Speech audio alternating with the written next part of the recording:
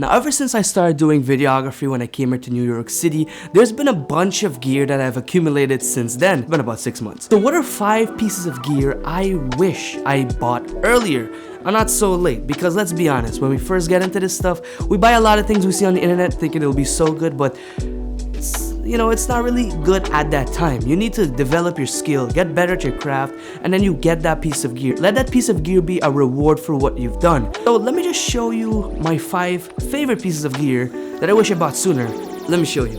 Now, the first thing I'd recommend getting is a monitor. This is a Atmos Ninja V monitor, and it uses an SSD so you can record ProRes, and of course it uses a battery, or you can use V-mount, or you can use an attachment it comes with to plug it into the wall. Now, obviously you're not gonna go buy a $500-700 monitor like this. Actually, I didn't even buy this, it came with my FX3, so I'm really happy about that.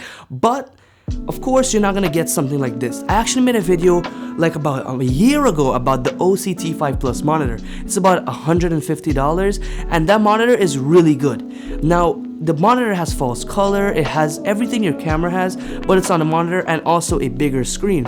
I always recommend getting a monitor because it helps you see what you're recording better. If you're using a manual lens, you're able to focus better. This just helps. And me with glasses, it's always good to have something like this instead of using this little tiny screen. I'm using it right now because I want to show you the monitor. So, first item, get a monitor. It helps a lot. You don't need to buy the most expensive one. Start small, build with what you have. Now, the next item would be a wide lens. Now, why would I recommend a wide lens that's only 17-28 instead of like a 50? Now, the reason is it depends on what you're making. Now, if you're making YouTube videos and you're making client videos, it's always good to have something like this because the wide, like look at this, the wide angle is really nice to film. It's just something, it's appealing to the eye. And then you got 28 if you want to do any close-up stuff for clients. I just like having this. This was my first lens I bought for my A7 IV, a 70-28. I bought it used for like under $500. It's a Tamaron lens. It's not very sharp, but I wasn't going for sharp. I was going for smooth and more natural. Tamaron, I mean, you can't beat it for the price, man. You could build a literal awesome lens kit for under $1,000. So I wish I got this first. Well, I did get this first. That's why I'm recommending it, because it's obviously a well worth purchase. So get yourself a wide lens if you don't have one.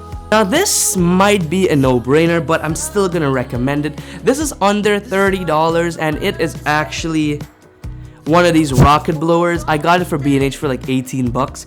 You don't need to get this one. I actually bought this thinking it would have been some magical blower for my camera, but realistically, it's just a cool looking blower for $20. Honestly, I regret buying this thing, but you can find one for 10 bucks, and it's definitely a very cheap piece of gear that every filmmaker should have. It's honestly amazing. You know, it takes away the dust. I mean, this and a cleaning cloth, I mean, always have that, you know? Now, this I wasn't going to add into the video, but it's necessary because of how you can get it these days.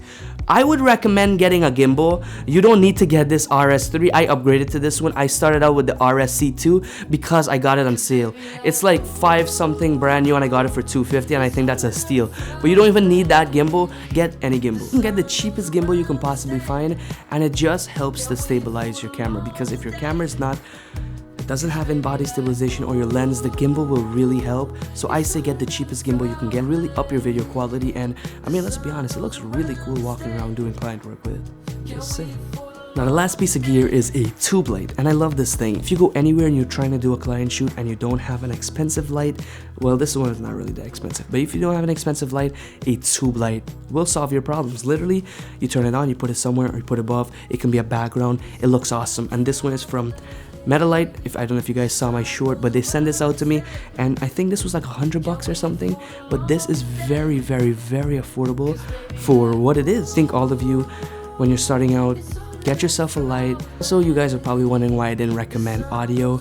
It's because that one is kind of like a no-brainer. If you have a camera, you should probably already own a mic. I mean, most people already have a mic for your camera, so that's why I mentioned it.